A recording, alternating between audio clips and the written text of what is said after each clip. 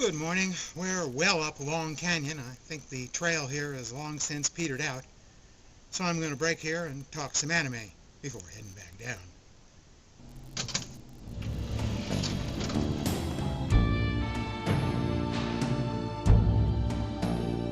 Jinro, The Wolf Brigade is an often violent political thriller and romantic anime movie set in an alternate version of Japan around 1960. In the aftermath of the post-war occupation and the Korean War, Japan has turned its efforts to a rapid economic growth and rising consumerism. Store windows display the shiny new gadgets of the era, from automatic washing machines to televisions. There are new fashions, and the streets show off some shiny new cars.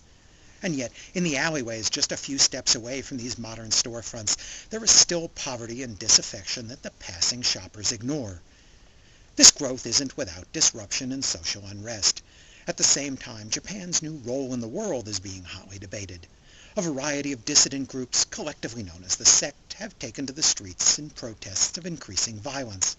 To combat the rioters, the national government formed the Capitol Police. Within the Capitol Police, there's a special elite unit, also called Kerberos, a heavily armed and armored team of paramilitary who answer violence with ultraviolence. Kazuki Fusei is one of the Kerberos officers. During one such riot, Fusei is sweeping the sewers for fleeing rioters when he runs into a young girl. She's a courier carrying a satchel bomb to other sect members, what they call a Red Riding Hood. She freezes before his gun in terror, threatening to blow them both up with the bomb she's carrying. Fusei freezes as well, unable to pull the trigger on the young girl.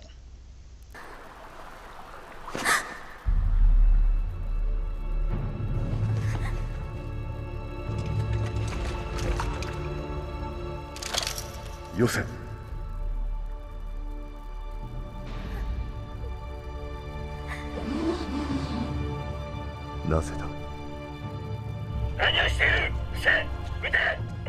Later, Fusei is disciplined for his failure to shoot and sent back to the training academy.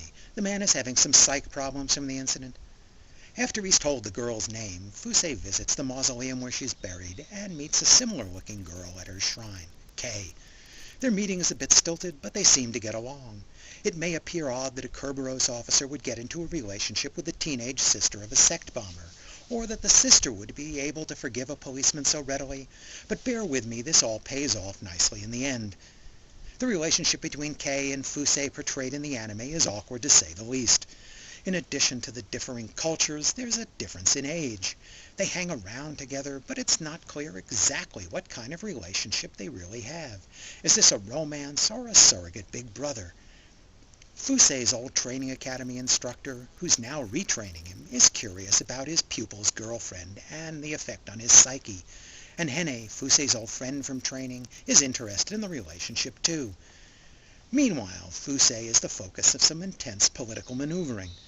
There's considerable tension between the regular police and the Capitol Police, and the violent special unit has increasingly become the focus of public hatred. There are those in the government who want to disband the Kerberos unit altogether or the Capitol Police completely. There is also rumor that within the Kerberos unit there's a secret subgroup of intelligence agents known as the Wolf's Brigade. There are wheels turning within wheels here. Jinro uses the story of Little Red Riding Hood as explicit text. Kei gives Fusei a copy of the story, and in a voiceover she reads it to him as the movie goes along. That fairy tale has a lot of variations, some that predate the Brothers Grimm, and some are more gruesome than others. Some have happy endings, and some have tragic endings. The version used here starts a little differently than one I'd heard before, but soon becomes more conventional. Fusei has several meetings at a museum directly in front of the wolf exhibit, and many scenes have the full moon in the background as if driving men to turn into wolves. Several characters observe that beasts can't live with humans. It reminded me of Woody Allen's old joke that the lion may lie down with the lamb, but the lamb won't get much sleep. But perhaps the obvious assignments aren't accurate in this movie. The plot isn't terribly complicated, but it does offer some surprising twists in the political intrigues. These fit the story perfectly, as a second viewing will attest. It's all nicely centered on the uneasy and uncertain relationship between Fusei and Kei. I'm trying to think of what was there before. Do you remember?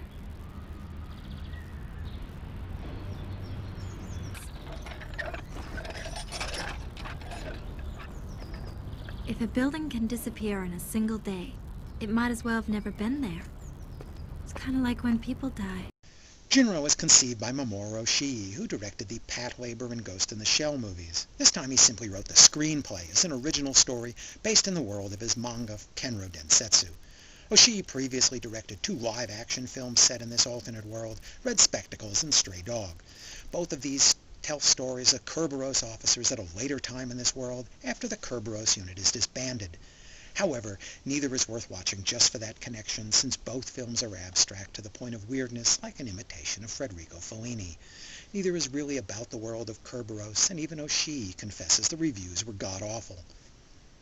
Jinro is the directing debut of Hiroyuki Okiura, who worked with Oshii on Pat Labor and as animation director for Ghost in the Shell. In an interview included with the DVD, he admits to being reluctant to direct a movie that had been scripted by his mentor. It was Okiura who insisted on an original story that included romance.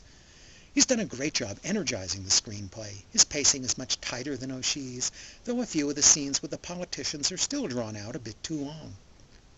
It's important to the story what they decide to do, but since they're very minor characters, it's not really important how they make those decisions.